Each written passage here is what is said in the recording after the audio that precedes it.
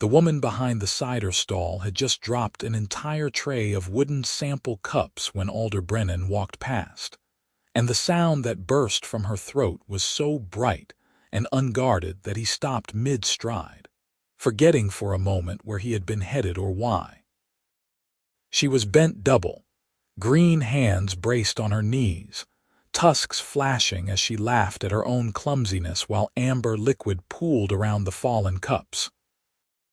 The other vendors nearby exchanged looks, the kind Alder had seen too many times in his life, the kind that said orcs did not belong at harvest fairs, did not belong selling anything to decent folk, did not belong laughing like that where children might hear.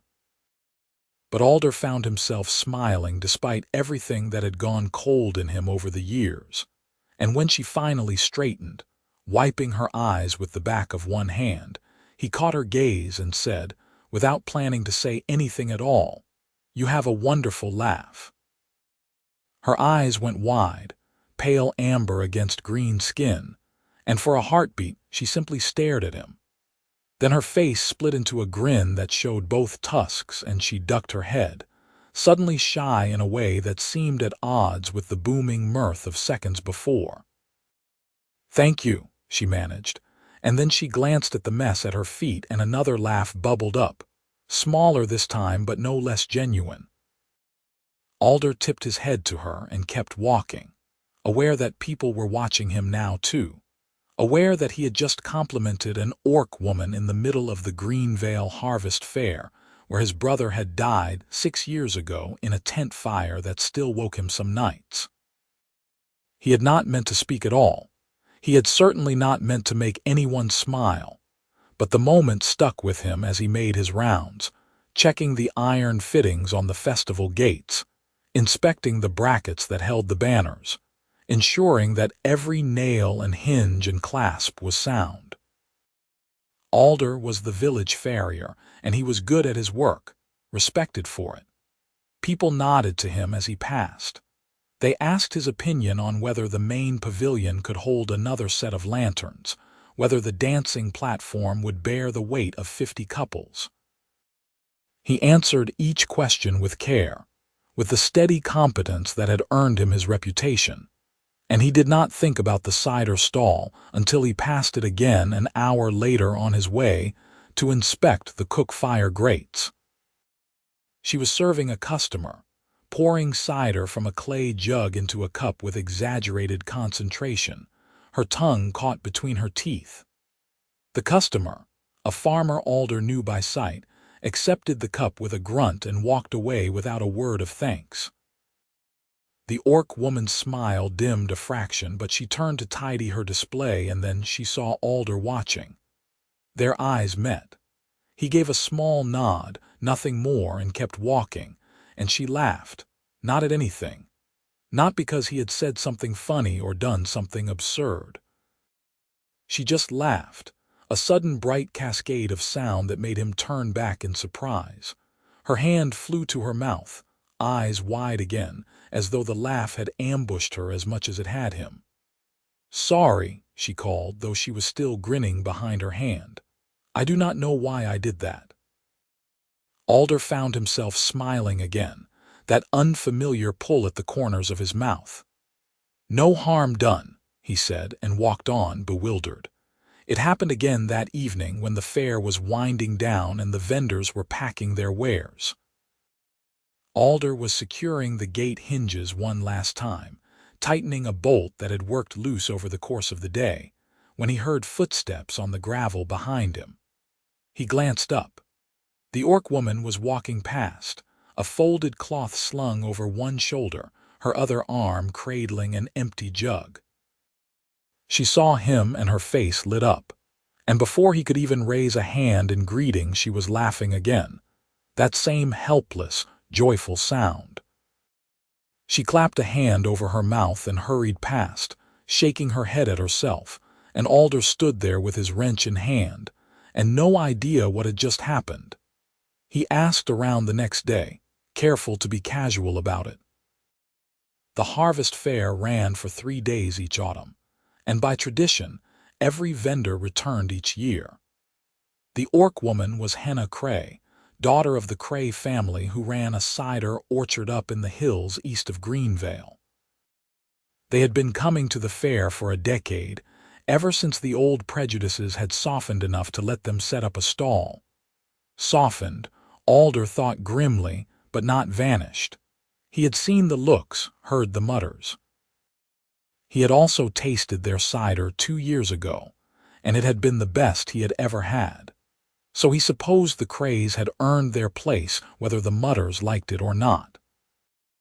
On the second day of the fair he went to her stall, told himself he was only being neighborly, and bought a cup of the spiced cider she was offering. Henna served him with a smile that seemed to take up her whole face, and when he handed over the coins their fingers brushed and she laughed. Just like that, as though proximity to him had flipped some lever in her chest. She looked mortified and delighted in equal measure, and Alder found himself laughing too, startled into it. The sound felt strange in his throat, rusty and unfamiliar. He could not remember the last time he had laughed. He could not remember the last time he had wanted to. "I am so sorry," Henna said, still grinning. "I swear I am not usually like this. It is just that you said that thing yesterday about my laugh, and now every time I see you I remember it and then I start laughing and I cannot stop. It is completely ridiculous." "It is not ridiculous," Alder said, surprising himself. "It is nice." She blinked at him, tusks catching the afternoon light. "Nice? Yes." He took a sip of the cider to cover his sudden awkwardness. It was good, rich and sweet with a hint of cinnamon. "It is nice to hear someone laugh." Something in his tone must have told her not to push, because she only nodded and busied herself rearranging the cups on her table. But when he set down his empty cup and thanked her, she met his eyes and said, "You should come back tomorrow. Last day of the fair. My mother makes apple fritters and they are the best thing you will ever taste." "I will," Alder said, and meant it. That night he lay awake in his small house at the edge of the village and thought about his brother. Eamon had been 14 when he died, too young and too bright and too full of questions. He had loved the harvest fair with a fierce, uncomplicated joy, had dragged Alder to every stall and every performance, had eaten too much honey cake, and laughed himself sick on the barrel rides. The fire had started in one of the game tents, a lantern knocked over by accident or carelessness, and it had spread faster than anyone thought possible. Alder had been 22 then, strong and capable, and he had run into the smoke and the flames because Eamon was in there somewhere, because Eamon was his responsibility. He had found him too late. The smoke had already done its work. Alder had pulled his brother out into the open air and held him while he died. He remembered the weight of that small body, the way Eamon had tried to speak and could not, the way his eyes had gone distant, and then empty. He remembered the screaming around them, the frantic bucket lines, the collapse of the tent in a shower of sparks. He remembered thinking that he should have been faster, should have known sooner, should have kept Eamon away from the fair entirely. Should have, should have, should have.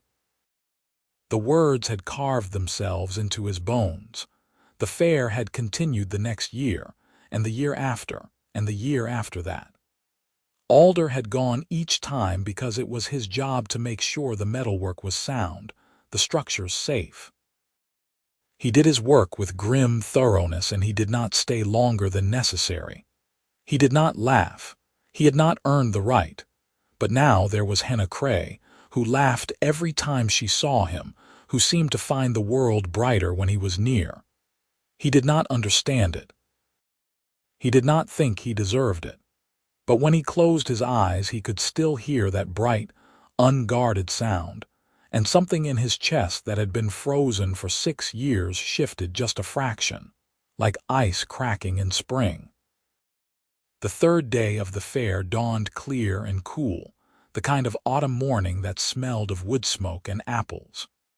Alder did his inspections early, while the vendors were still setting up, and then he made his way to the cray stall with a deliberateness that felt almost like courage.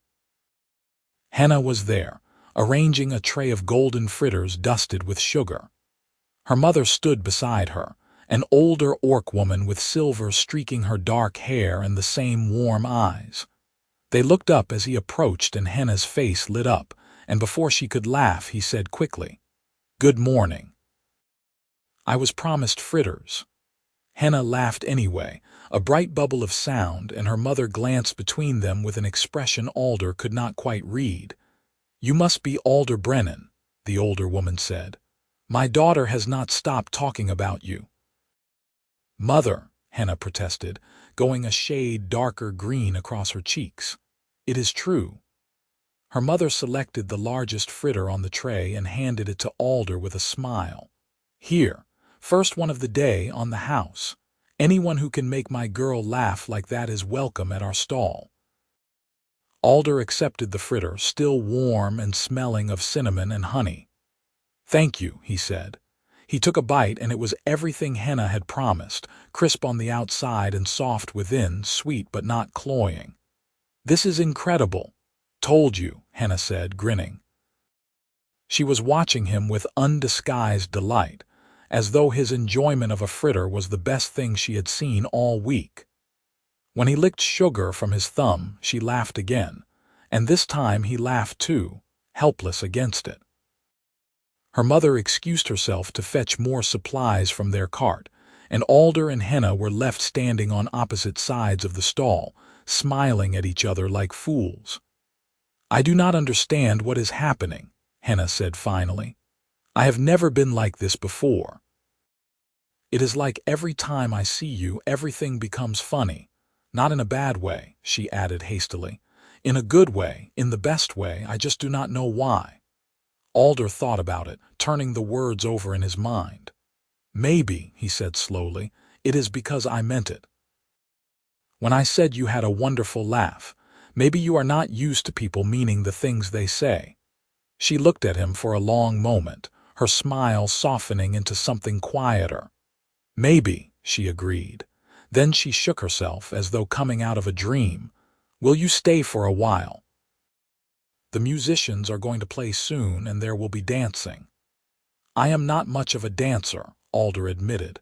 "Neither am I," Henna said. "We can be terrible at it together." So he stayed. He helped her serve customers when the morning rush came, pouring cider and handing out fritters. And if people gave him odd looks for working an orc woman's stall, he did not care. Henna laughed at his clumsy attempts to make change, laughed when he nearly spilled a jug, laughed when a gust of wind sent napkins flying, and he chased them across the fairground like a man herding chickens. Every laugh was bright and free, and every one of them thawed something in Alder's chest that he had thought frozen forever. When the musicians struck up a lively reel, Henna grabbed his hand and pulled him toward the dancing platform before he could protest. She was stronger than she looked, her grip warm and sure, and Alder let himself be towed along because the alternative was letting go, and he found he did not want to. They joined the line of dancers, Henna bouncing on her toes with excitement, and when the music swept them into motion, Alder discovered that being terrible at dancing mattered a great deal less than he had thought. Henna was laughing too hard to keep time, and he was too busy watching her to remember the steps, and they collided with at least 3 other couples before the first verse was done. But she was radiant, her hair coming loose from its braid, her eyes bright, and Alder felt something in him shift again, that frozen thing cracking wider. They stumbled off the platform at the end of the set, breathless and grinning, and Henna said, "That was terrible. Let us do it again." So they did. They danced through 3 more songs, each one worse than the last, and Alder laughed until his ribs hurt and his face ached. When the musicians finally took a break, he and Henna collapsed onto a bench at the edge of the green, leaning against each other like runners who had just finished a race. Henna's shoulder pressed against his, solid and warm, and Alder thought distantly that he should move away, that people were probably watching, that this was exactly the sort of thing that started rumors. He did not move. "Thank you," Henna said, still catching her breath. "I have not had that much fun in years." "Neither have I," Alder said, and realized it was true. Not since Eamon, not since the fire. The thought was like cold water down his spine, sudden and bracing. He straightened, putting a careful inch of space between himself and Henna, and she glanced at him with quick concern. "Are you all right?" "Yes," he said, "just remembering something." "Anything you want to talk about?" He shook his head. "Not now, maybe later." She accepted that with a nod, and they sat in companionable silence for a while, watching the fair swirl around them. Children ran past with ribbons streaming from their hands. A juggler performed to a small crowd, clubs flashing in the sunlight. The smell of roasting chestnuts drifted on the breeze. It was a perfect autumn day, the kind of day Eamon would have loved, and for the first time in 6 years Alder let himself think that, without the immediate crush of guilt that usually followed. Maybe it was the lingering warmth of Henna's laughter. Maybe it was the ache in his ribs from dancing. Maybe it was just that he was tired of carrying the weight alone. "You know why I do this work?" he asked suddenly. "Why I inspect every piece of metal at the fair, every bolt and bracket and hinge." Henna turned to look at him, her expression open and patient. "Because you are the farrier, because it is your job." "Yes," Alder said. "But also because 6 years ago a lantern fell in one of the tents and started a fire. My brother died in that fire. He was 14. Henna's breath hitched. "Alder, I am so sorry." "It was not the lantern's fault exactly," Alder continued, needing to say it now that he had started. "It was not anyone's fault, really, just an accident. But I was supposed to be watching him, and I was not. I was distracted. I was talking to a girl." He smiled bitterly. "I do not even remember her name. But I remember thinking that Eamon was old enough to take care of himself for a few minutes, that I deserved a break from playing the responsible older brother. And then the fire started, and by the time I got to him, it was too late." Henna reached out and took his hand, folding her green fingers over his. She did not say anything, did not offer platitudes or reassurances, and Alder was grateful for that. He stared down at their joined hands and kept talking. "I have checked every fixture at this fair ever since. I make sure nothing can fall, nothing can spark, nothing can go wrong. And I do not laugh because he is not here to laugh, and it feels wrong to be happy when he is not." "That is a heavy thing to carry," Henna said quietly. "Too heavy, I think, for one person alone." "Maybe," Alder said. "But it is mine to carry. What was his name, your brother?" "Eamon. Eamon Brennan." She said it like a prayer, like something to be honored. "He must have loved the fair very much if you come back every year." "He did," Alder said. "He loved everything about it. The games, the food, the music. He would have loved your fritters." Henna squeezed his hand. "Then I am glad we make them, and I am glad you came to our stall. And I am very, very glad that you think my laugh is wonderful, because I think you need someone around who laughs too much rather than too little." Alder looked at her, at the warmth in her amber eyes, at the way her tusks caught the light, at the smile that seemed to come so easily to her face. He thought about the way she had laughed at nothing, at everything, at him, and how each laugh had chipped away at the ice in his chest. He thought about Eamon, who had never met a stranger and who had laughed at anything and everything, who would have liked Henna very much. "I think you might be right," he said. They sat together until the musicians returned, and then Henna had to go back to her stall because the afternoon crowd was starting to gather. Alder helped her for another hour, and then he made himself do another round of the fairgrounds, checking the evening lanterns, making sure every flame was safely enclosed, and every bracket secure. He did it with the same thoroughness he always did, but this time the weight of it felt a little lighter, as though he had set down part of the burden and found he could still walk. The fair closed at sunset, and Alder stayed to help the vendors pack up. He carried crates for the craze, loading them into their sturdy cart, while Henna and her mother wrapped the unsold fritters in cloth and secured the jugs of cider. Other vendors gave them suspicious looks, and one man muttered something about orc lovers, but Alder ignored him. He was good at ignoring things. He had 6 years of practice. When the cart was loaded, Henna walked him to the edge of the green. The fairground was nearly empty now, just a few workers taking down the banners and sweeping the paths. The evening was cool and still, the sky deepening to indigo overhead. Henna stopped at the gate and turned to face him, and in the lamplight her eyes were soft and serious. "Will I see you again?" she asked. "After tonight?" "Yes," Alder said without hesitation. "If you want to, I do." She smiled, quick and bright. "I really, really do. Then you will." He reached out and squeezed her hand the way she had squeezed his earlier. "Thank you, Henna, for today, for all of it." "Thank you for saying I have a wonderful laugh," she said. "No one has ever said that to me before." "They should have," Alder said. "It is the truth." She laughed at that, of course, and the sound followed him all the way home. Over the following weeks, Alder found reasons to visit the Cray orchard.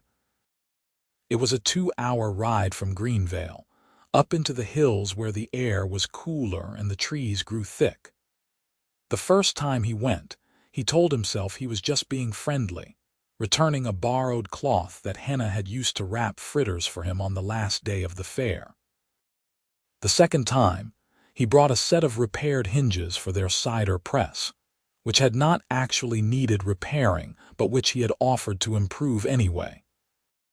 The third time, he stopped pretending he had an excuse and simply rode up to the orchard on a clear autumn afternoon and asked if Henna wanted to go for a walk. She did. They walked through the rows of apple trees, the branches heavy with late-season fruit, and Henna told him about the orchard. Her family had been working this land for 3 generations, ever since her grandfather had bought it from a human farmer who was willing to sell to orcs. It had been a scraggly, unproductive plot then, but the Crays had coaxed it back to life with patience and care. Now it produced some of the best cider apples in the region, and the family made a modest living selling cider and preserves at markets and fairs. "Most people will not buy from us," Henna said matter-of-factly. "They see the green skin and they think we are going to cheat them, or that our cider is made from stolen fruit, or any number of ridiculous things. But enough people are willing to try, and once they try they come back. So we manage." "You do more than manage," Alder said. "Your cider is the best I have ever tasted." Henna grinned at him, and even though he had not said anything particularly funny, she laughed. It had become a pattern. Every time they were together she would laugh at the smallest things. A bird startling out of a tree, a leaf caught in his hair, the way he frowned in concentration when he was thinking. She said she could not help it, that being near him made everything seem lighter, brighter, as though the world had been repainted in more vivid colors. Alder did not entirely understand it, but he was coming to treasure it. Her laughter was like sunlight breaking through clouds, and he had spent too long in the cold.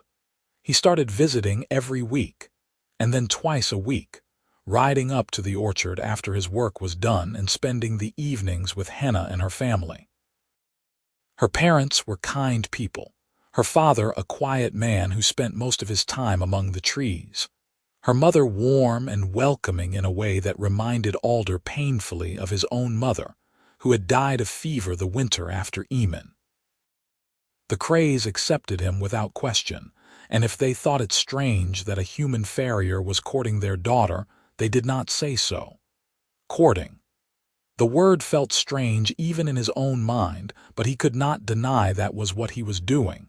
He was courting Henna Cray, and he was happy. But the happiness was fragile, and Alder knew it. He knew how people looked at them when they walked through Greenvale together, Henna's green hand tucked into the crook of his arm. He knew what they whispered. He knew that some people would never accept an orc woman in their village, let alone one who was walking out with one of their own. He tried not to let it bother him. He tried to focus on Henna, on the way she smiled at him, on the way she laughed at nothing and everything when he was near. Winter came early that year, the first snow falling in late October and settling in for the long haul. The orchard went quiet, the trees bare and stark against the white ground. Henna and her family spent the winter months pressing cider, making preserves, repairing equipment. Alder visited less often because the roads were treacherous, but he came when he could, and Henna always greeted him with that bright, unguarded joy that made the cold ride worthwhile. On one such visit, in the deep heart of winter, they sat together by the fire in the Cray's small farmhouse, and Henna asked him about Eamon. Not about the fire, not about the guilt, just about Eamon himself. What had he been like? What had he loved? What had made him laugh? Alder found himself talking for a long time, longer than he had talked about his brother in years. He told her about Eamon's endless curiosity, the way he had taken apart every mechanical thing he could get his hands on just to see how it worked. He told her about Eamon's terrible jokes, the kind that made you groan even as you laughed. He told her about the summer they had spent building a raft and sailing it on the river, and how it had sunk spectacularly on its maiden voyage, and they had both nearly drowned laughing. He told her things he had not let himself remember, and as he spoke he felt the weight of them shift, lightening just a fraction. Henna listened without interrupting, her eyes warm and intent, and when he was finished she said, "He sounds like he was a wonderful person. I wish I could have met him." "He would have liked you," Alder said. "He would have thought you were funny and kind, and he would have pestered you with 1,000 questions about what it was like growing up in an orc family." "I would have answered every one," Henna said. She reached out and took his hand, threading her fingers through his. "Thank you for telling me about him. Thank you for asking." They sat in silence for a while, watching the fire. Outside, the wind howled and the snow fell. But inside it was warm and safe, and Alder thought that this quiet moment with Henna beside him was the closest he had come to peace in a very long time. Spring came eventually, as it always did, the snow melting into mud and the trees beginning to bud. Alder and Henna had been courting for half a year by then, and people in Greenvale had mostly stopped muttering about it. Or at least, they muttered more quietly. Alder found he did not care much either way. He was happy. Henna was happy. That was enough. But in early spring, a letter arrived at the village council and everything changed. The letter was from the regional magistrate, and it concerned the harvest fair. Specifically, it concerned the fire that had killed Alder Brennan 6 years ago, and 3 other people in subsequent years at various fairs across the region. The magistrate had decided, in his wisdom, that autumn fairs posed an unacceptable risk to public safety. Too many open flames, too many people crowded together, too many opportunities for disaster. Therefore, effective immediately, all harvest fairs in the region were to be suspended indefinitely, pending the development of new safety standards that the magistrate would determine at his leisure. Alder heard the news from the village headman, who summoned him to the council hall to discuss the matter. The headman was a reasonable man, but he was also a practical one, and he did not see how the village could oppose the magistrate's decree. "It is a shame," he said, rubbing his brow. "The fair brings good trade and people look forward to it. But if the magistrate says it is too dangerous, what can we do?" The fair was dangerous once, Alder said carefully. 6 years ago, because the structures were poorly built and the lanterns were not secured. But it has not been dangerous since. I have made sure of that. I check every inch of it every year. I know you do, Alder, and we are grateful. But the magistrate is not asking for our opinion. He is telling us what will happen. Then the magistrate is a fool, Alder said, and walked out before the headman could respond. He rode straight to the Cray orchard, his mind churning. By the time he arrived, he had worked himself into a cold, quiet fury. Henna met him at the door, took one look at his face and pulled him inside. "What happened?" he told her. She listened, her expression growing grimmer with every word, and when he was finished she said, "The fair is the best trade we do all year. If it is cancelled, we will lose 1/4 of our income. Maybe more, I know. And it is not just us. Every vendor at that fair depends on it, and the village itself, all the trade it brings." She crossed her arms, her jaw set. "This is not about safety. This is about some magistrate who wants to look important." "Probably," Alder agreed, "but what can we do about it?" Henna looked at him, and in her eyes he saw the same stubborn determination he had come to love over the past months. "We fight it," she said simply. "We find a way to make the fair safe enough that even the magistrate cannot object, and we make him let us have it back. That is a tall order."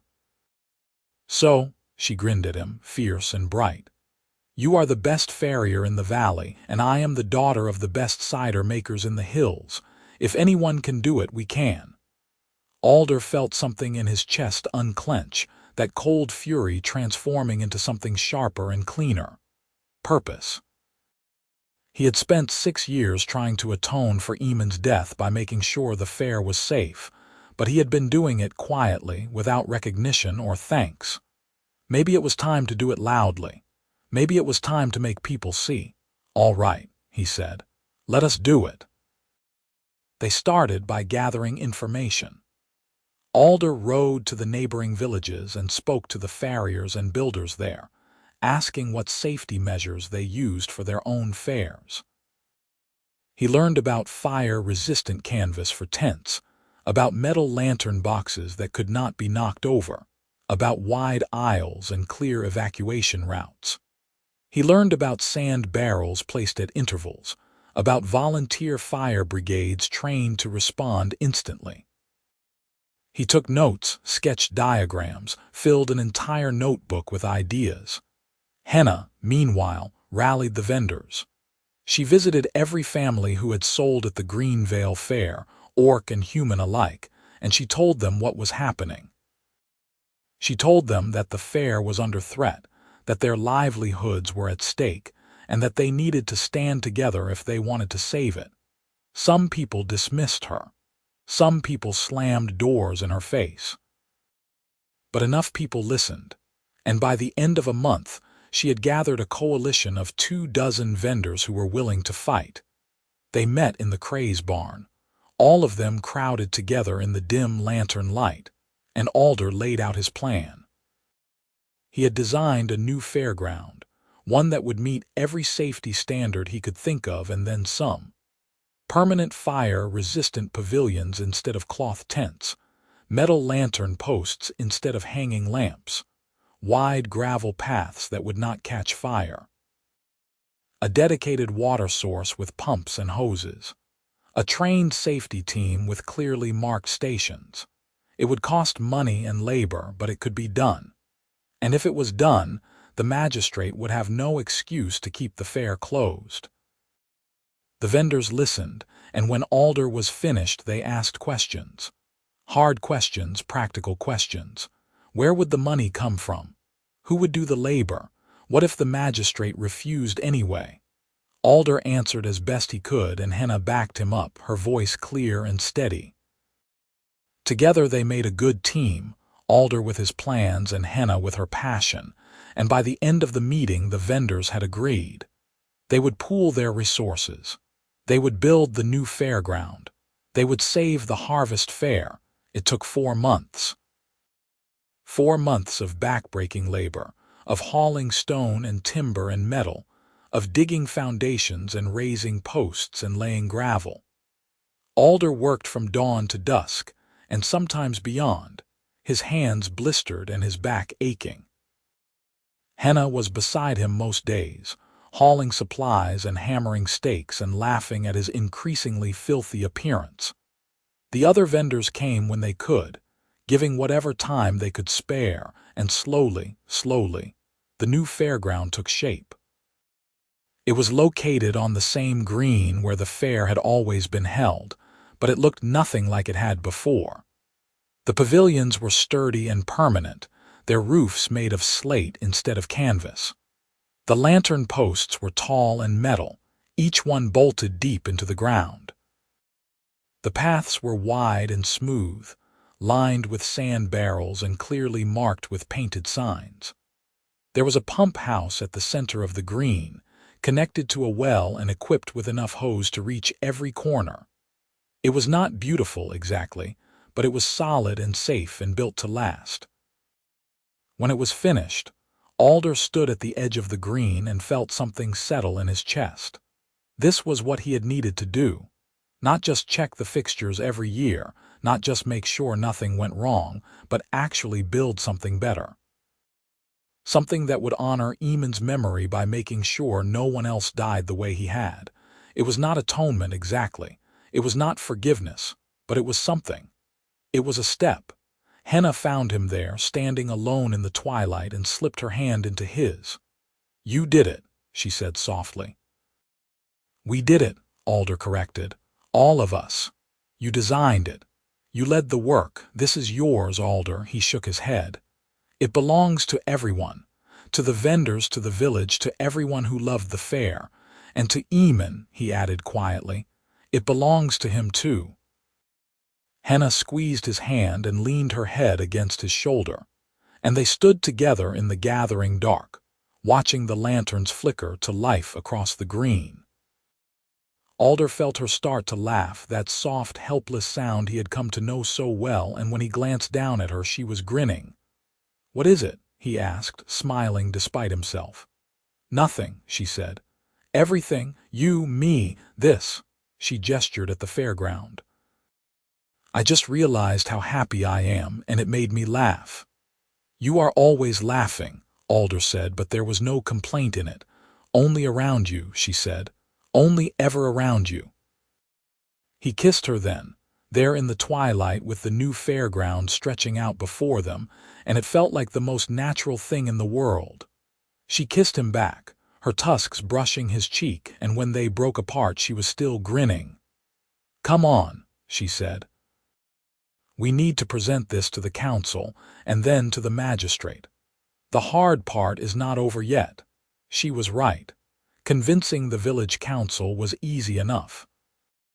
The headman and his colleagues walked the new fairground, inspected every post and pavilion, tested the pumps and examined the sand barrels. They conferred among themselves, and then they announced, with some ceremony, that the new fairground met every safety standard they could think of, and then some. They would petition the magistrate to allow the harvest fair to resume. Convincing the magistrate was harder. He was a thin, pinch-faced man who came to Greenvale a month later with an entourage of clerks and an air of profound irritation. He walked the fairground with his hands behind his back, his mouth set in a permanent frown, and he found fault with everything. The pavilions were too close together. The paths were too narrow. The lanterns were too high. The pump house was too small. On and on he went, nitpicking and criticizing, and Alder felt his temper start to fray. But Henna was there, standing beside him, and every time the magistrate made some absurd complaint she would catch Alder's eye and smile, and that smile steadied him. She did not laugh, not then, not in front of the magistrate, but Alder could see the laughter bubbling just beneath the surface, and it made him want to laugh too. They had built something good here, something safe and strong, and no amount of petty criticism could change that. Finally, After an hour of inspections and complaints, the magistrate ran out of things to criticize. He stood at the center of the green, surrounded by his clerks, and scowled at the fairground as though it had personally offended him. Then he sighed, long and theatrical, and said, "Very well. The fair may resume, under the condition that a trained safety team is present at all times and that I receive a full report after each event. If there is so much as a single injury, the fair will be shut down permanently. Do I make myself clear?" "Perfectly clear," Alder said, keeping his voice level. The magistrate sniffed and swept away, his clerks scurrying after him, and as soon as he was out of earshot, Henna burst into laughter. Not the soft, helpless laughter Alder was used to, but a wild, triumphant sound that echoed across the green. She grabbed Alder's hands and spun him around, her eyes bright with joy. "We did it," he said. "Yes, the fair is back." Alder found himself laughing too. The sound startled out of him, and for the first time in 6 years it did not feel wrong. It felt right. It felt like release. He swept Henna into a hug, lifting her off her feet, and she laughed harder and threw her arms around his neck and kissed him soundly. Around them, the other vendors who had gathered to hear the magistrate's decision started cheering. Someone broke out a jug of cider. Someone else started a song. The celebration spilled out across the green, spontaneous and joyful, and Alder stood in the middle of it with Henna in his arms and thought that this moment was exactly what Eamon would have wanted. Not grief, not guilt, joy, laughter, life. The Harvest Fair resumed that autumn, exactly 1 year after the magistrate had shut it down.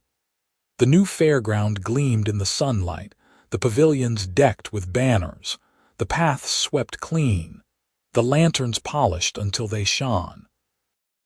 Vendors set up their stalls in the permanent structures, no longer worrying about the wind tearing down tents or the rain soaking their goods.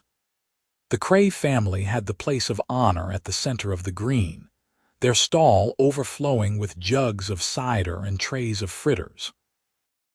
Henna stood behind the counter, her face alight with happiness, and when Alder walked up she laughed before he even opened his mouth. "You have not even said anything yet," he protested, grinning. "I know," she said, "but I saw you and I just could not help it. You make me laugh, Alder Brennan." "You always have." "Good," he said. He reached across the counter and took her hand right there in front of everyone. "I hope I always will." The fair was a success. People came from all over the valley, more than had come in years, drawn by the reputation of the new fairground and the promise of safety. They bought cider and fritters and ribbons and toys. They watched the jugglers and the musicians. They danced on the platform that Alder had built with his own hands, wide and sturdy and fireproof. There were no accidents, no injuries, no fires. The trained safety team that Alder had organized stood ready at their stations, but they had nothing to do except watch the crowd and smile. At the end of the first day, when the sun was setting and the lanterns were starting to glow, the village headman called Alder and Henna to the center of the green. A crowd gathered, curious, and the headman cleared his throat. "Alder Brennan and Henna Cray," he said, his voice carrying across the green. "It is because of you that this fair is happening, because of your hard work, your dedication, and your refusal to accept defeat. The council has decided to name you joint custodians of the Greenvale Harvest Fair. You will oversee the safety and organization of the fair for as long as you are willing to serve. It is a small thing, perhaps, but it comes with our gratitude and our respect." The crowd applauded, and Alder felt his throat tighten. Beside him, Henna was grinning and crying at the same time, tears streaming down her green cheeks. The headman presented them each with a ceremonial key, brass and ornate, and then he stepped back, and the crowd closed in. people shaking their hands and clapping their shoulders and offering congratulations. It was overwhelming and wonderful, and Alder thought distantly that he should say something, should thank them, but all he could do was hold Henna's hand and try not to cry himself. That night, when the fair had closed and the vendors were packing up, Alder and Henna walked the green together one last time. They checked the lanterns, made sure the pavilions were secure, locked the pump house. It was work they would do every night of every fair from now on, work they would share. The thought settled over Alder like a warm cloak. They ended up at the edge of the green, where a bench had been placed beneath an oak tree. It was new, carved from good solid wood, and there was a small brass plaque affixed to the back. Alder had commissioned it himself, and he had not told anyone what it said. He sat down now and pulled Henna down beside him, and when she saw the plaque she went very still. In memory of Alder Brennan, who loved this fair, may it bring joy to all who gather here. Henna read it twice, her lips moving silently, and then she turned to Alder with tears in her eyes. "It is perfect," she whispered. "I thought he should be part of this," Alder said. "Part of what we built." "He would have liked that. He would have loved it," Henna said.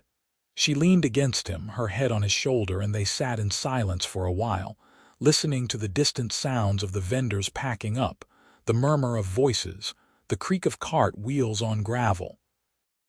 The lanterns flickered around them, casting warm pools of light, and overhead the stars were beginning to come out.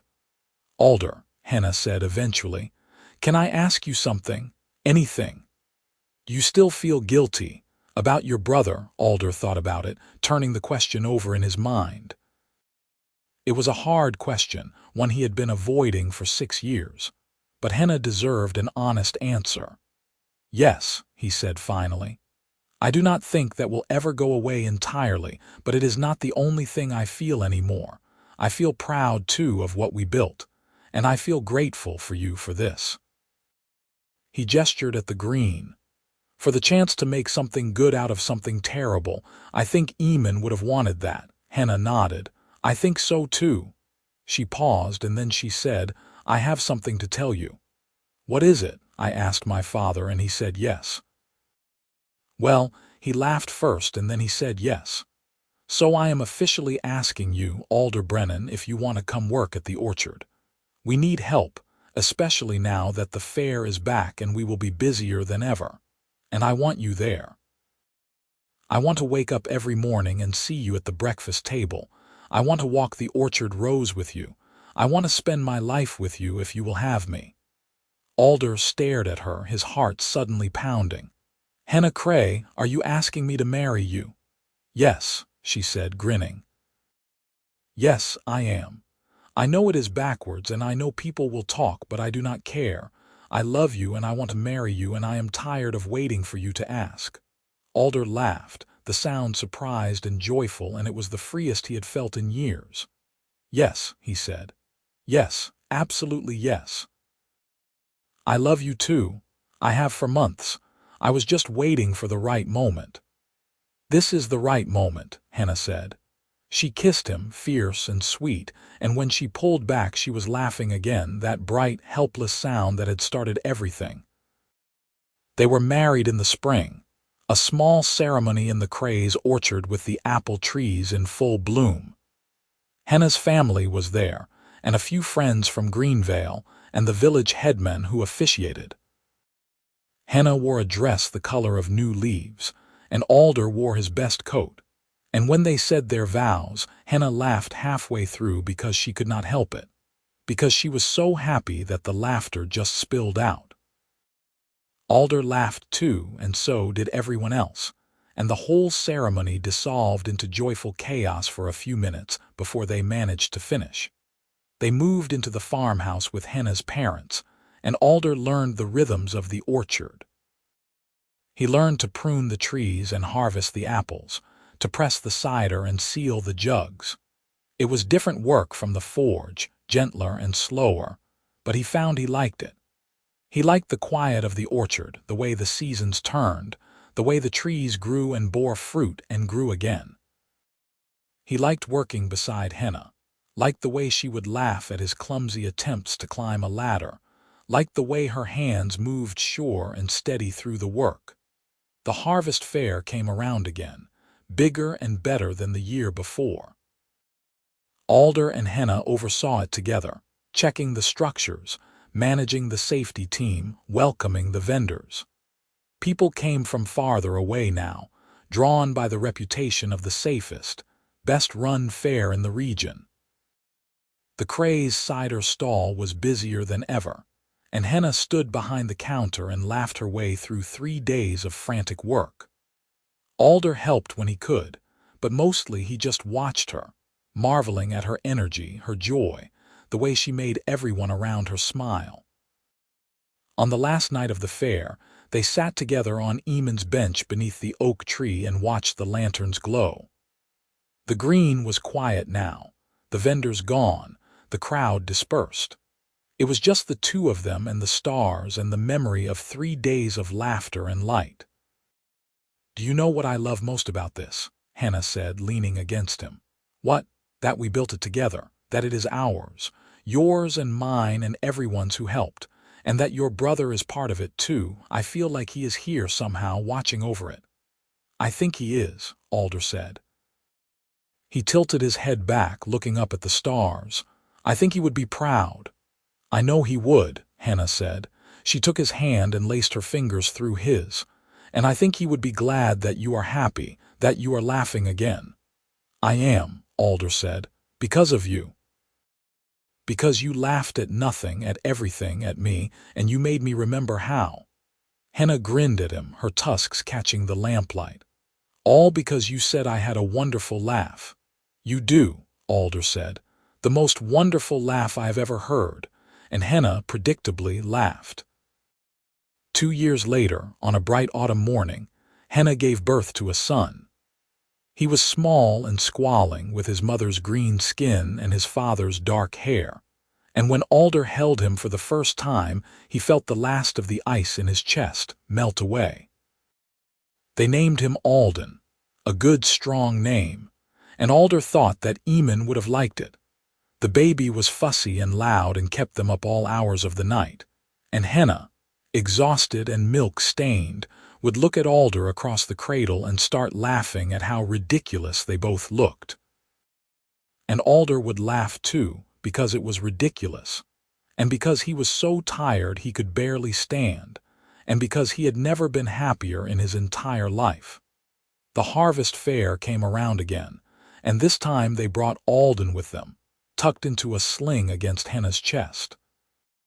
He slept through most of it, blessedly quiet, and when he woke he stared around at the colors and the noise with wide, curious eyes.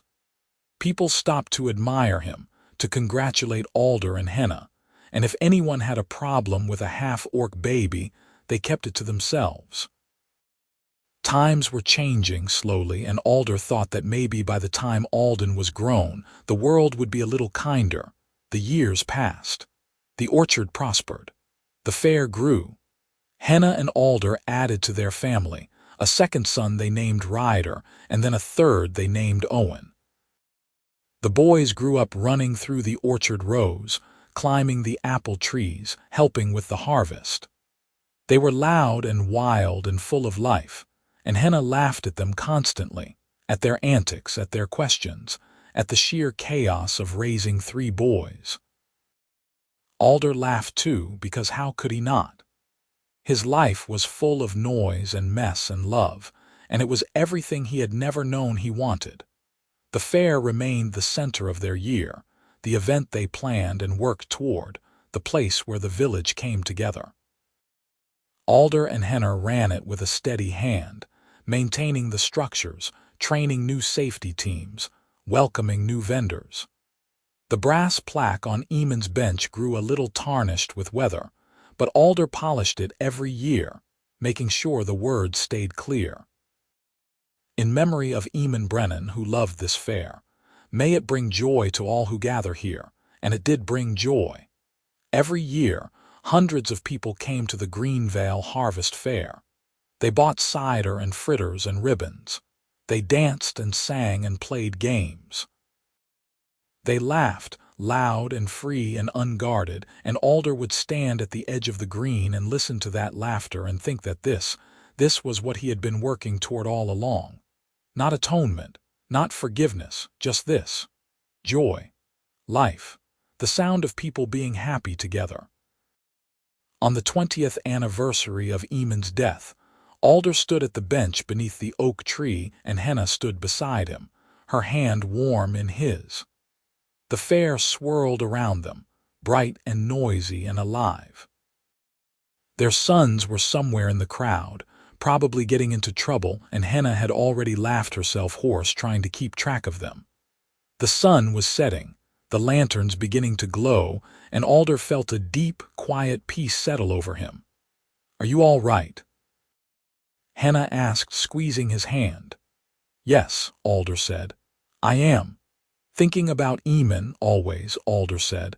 "But not the way I used to. I am thinking about how he loved this fair, how he would have loved this, all of it. The pavilions, the safety measures, the crowds. He would have been so proud." "He would," Henna agreed. She leaned her head against his shoulder and they stood in comfortable silence for a moment. Then she said, "Do you know what I realized today?" "What?" "It has been 15 years since you told me I had a wonderful laugh. 15 years since I started laughing at everything around you, and I still do, I still cannot help it. You still make me laugh, Alder Brennan, every single day." Alder smiled, that slow, warm smile that Henna had coaxed out of him all those years ago. "Good," he said. "I hope I always will." "You will," Henna said. She turned to face him, her amber eyes soft in the lamplight. "Because you are the best thing that ever happened to me, and I love you more than I can say."